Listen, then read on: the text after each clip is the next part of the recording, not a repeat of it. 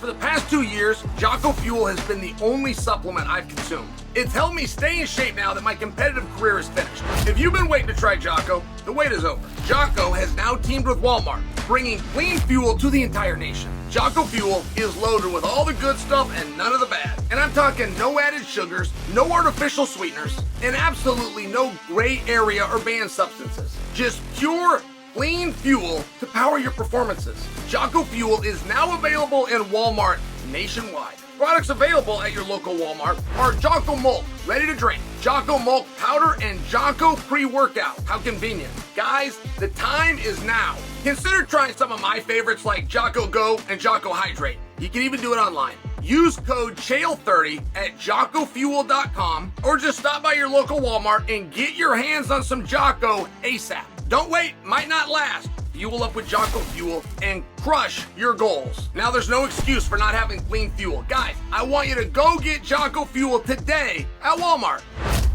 Belal Muhammad. Okay, he's gonna take on Rakhmonov. Now, I gotta tell you, we had that wrong over here, didn't we? I really thought Kamaru Usman would be that hunt, guys. And when I saw that announcement, it was very interesting. Like, there has been a resistance to get Belal in a main event of a pay-per-view. I feel like I don't need to lay the timeline out for you guys to prove that statement that I just made. I feel like you'll just accept that. Okay, great. Well, now that he's the champion of the world, what are you going to do with him? What are you going to do? Put him in the main event of a pay-per-view. You could really load a card and co-main event, but what are you going to do? And this was an interesting problem to watch the UFC work through. So, all right. First off, I don't get to see the numbers. But I must tell you, I don't believe that. I don't believe that Belal doesn't move the needle. And by the way, there's other numbers. The UFC had these on Max Holloway. Max was like an emerging star. And I'll just share with you, you're going, oh yeah, it's Max. We all love Max. Okay, great. But you didn't. And that wasn't that long ago. That wasn't but 3 years ago where I would get memos and I would get and it would always have Max on there. It had big guys on the page. This is when Anderson was still fighting, when Bisping still around.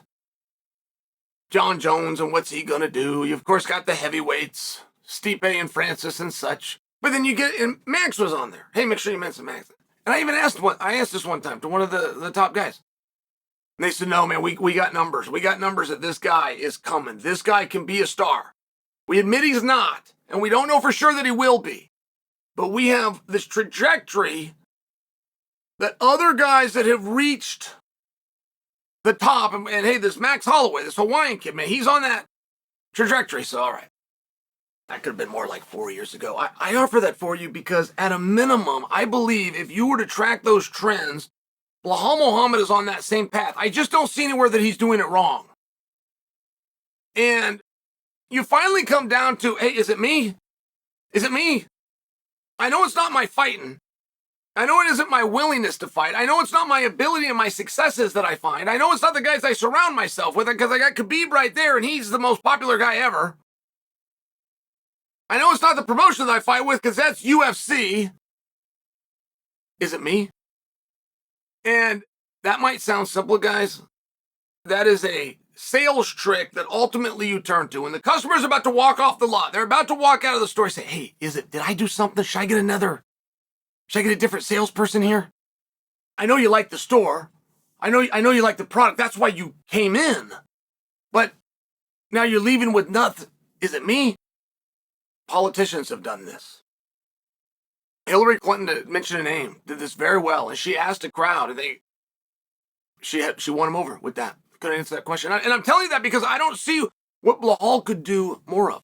I don't see anything that Sean O'Malley did that Belal didn't do. In fact, those two started about the same time, and they had the same strategy marketing-wise. They had the same plan for what they were going to bring you aside from the commodity that is the performance.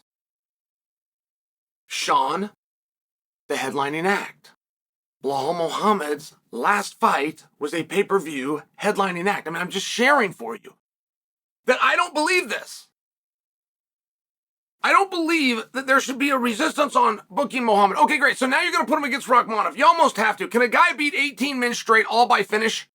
and not fight for the belt? Well, yeah, in one scenario, because as great as undefeated is, world champion trumps undefeated. And that's what Kamaru is. Legend. Guaranteed lock, Hall of Famer. Does trump those things? Undefeated with a whole bunch of finishes? But they didn't go in that direction.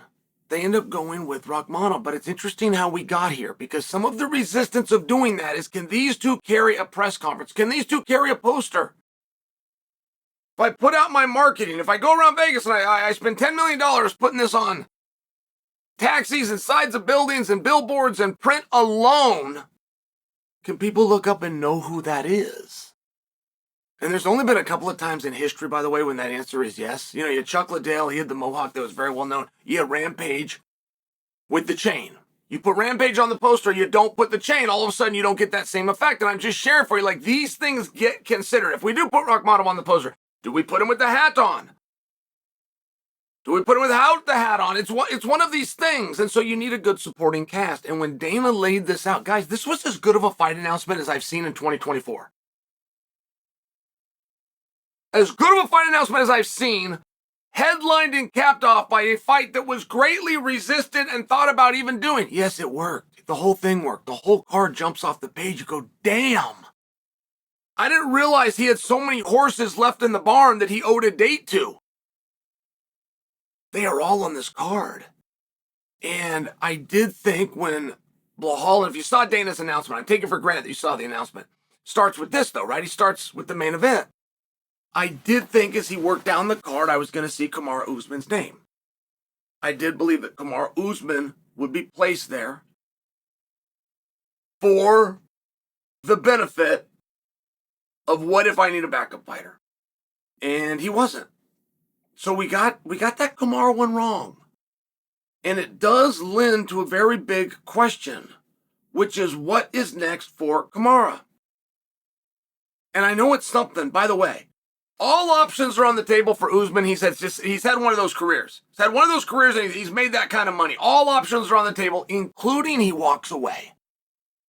They love him on TV. He's got this thing going with Henry. He's out there. You guys that were cold to him have now warmed to him. He's more popular than ever. He gained more traction in a defeat against Chimaev than he did in all the victories that he had. Like, there's just some weird things with Kamaru that turned out to be really cool. So when I tell you everything's on the table, including he walks away, but guys, what do we do with the fact that Ian Gary made the announcement? That he himself, Ian Gary, has signed a contract. What do we do about that? And that is much more the way that this business would work. You get that young stud in Ian Gary, and you bounce him off an old veteran like Kamaru Usman. However, I'm not confident in predicting for you guys that that's going to be the fight. I must admit for you, I'm lost.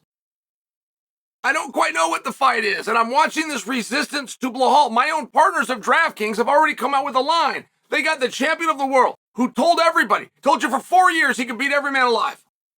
And they did everything that could possibly be done to derail him, while acknowledging and recognizing his efforts, which, hey, we do appreciate and we do respect, and we want other guys to follow this. So, let's not make sure we're not too bad. And then tried to derail him, and he still saw his way through it. He has not lied to us yet. He hasn't hyped himself yet. He hasn't promoted or trolled or played around or been wrong yet. He beat everybody he told us he could beat and was going to beat. And now he's saying he's going to beat Rakhmonov, the undefeated. DraftKings says he can't do it. Conor McGregor put out a message, says he can't do it. Ilia Topuria put out a message. And I'm watching these guys pile on. And I'm in for it. I'm along for the ride. You don't have to like each other. You're part of this industry, man. You can do anything you want. You can support a guy. You can tear a guy down. Like you can do anything you want. Just don't touch him. But I am confused where it's coming from. Like, Belal Muhammad's shtick is pretty G-rated.